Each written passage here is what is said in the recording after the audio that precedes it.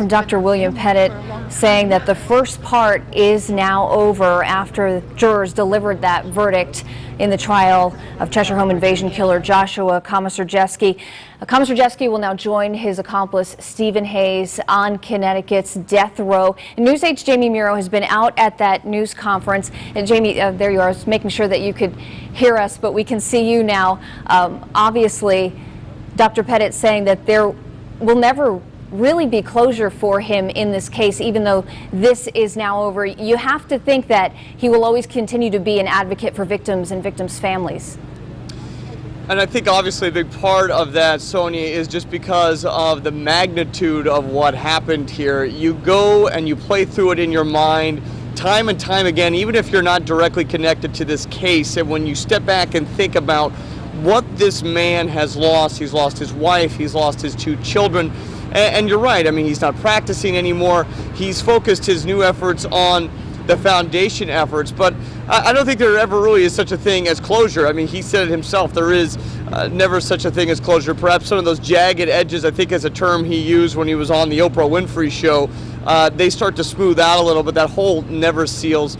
But, you know, he does seem, at least in that news conference just now, very content, in terms as content as you can be with regards to what the jury reached. This is something that he has been wanting for a very, very long time. Remember, there was a time when Joshua Komisarjevsky's attorneys really were looking for a plea bargain, I should say, that he wanted to, you know, plead guilty to these crimes as long as he would get life in prison. But the Pettit family, the Hawk family have been adamant that they wanted this to go through the judicial system. They wanted to see Joshua Komisarjevsky and Stephen Hayes tried for these crimes, and that is exactly what happened here. And, you know, for a couple days, I think, you know, he said yesterday that he understood that the jury had a lot of things they had to go through. There were 42 what they call mitigating factors that the defense had to present to get Joshua Komisarjevsky life in prison. Speaking of Komisarjevsky, his uncle, Christopher Komisarjevsky, is at the podium right now.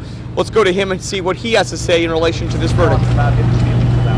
It's not a question about whether or not he's adopted. It's a question about what he did. It's clearly a question of the actions that an individual takes. And our view as a family that you're responsible for them. Thank you very much. Thank you. Hello, guys.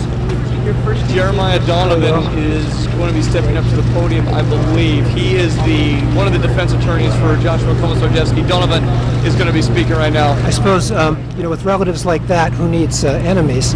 One of the things we tried to do during the course of the trial was to show just how dysfunctional the Komisarjevsky family is, and to have an uncle appear on TV and say those things is a pretty good piece of evidence in our behalf.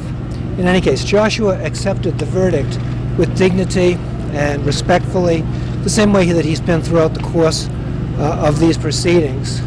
And we're grateful to jurors who have spent so much of their time, but we continue to believe that the appropriate punishment in this case is to confine Joshua in a state's prison for the rest of his life, where every morning he will wake up thinking about the lives lost and his life wasted and his talents wasted as well. We've been really lucky during the course of this trial to get an enormous amount of support from Susan Story and the Public Defender Commission, but I think for each member of our team, we're being sentenced today as well. I would imagine that I will spend the rest of my life wondering, was there something that I could have said? Was there something that I could have done in order to persuade the jurors that it's just wrong to give their authorization to functionaries of the state of the Connecticut to kill this deeply disturbed young man. I don't really want to answer any questions. I feel so sad that my answers wouldn't be appropriate.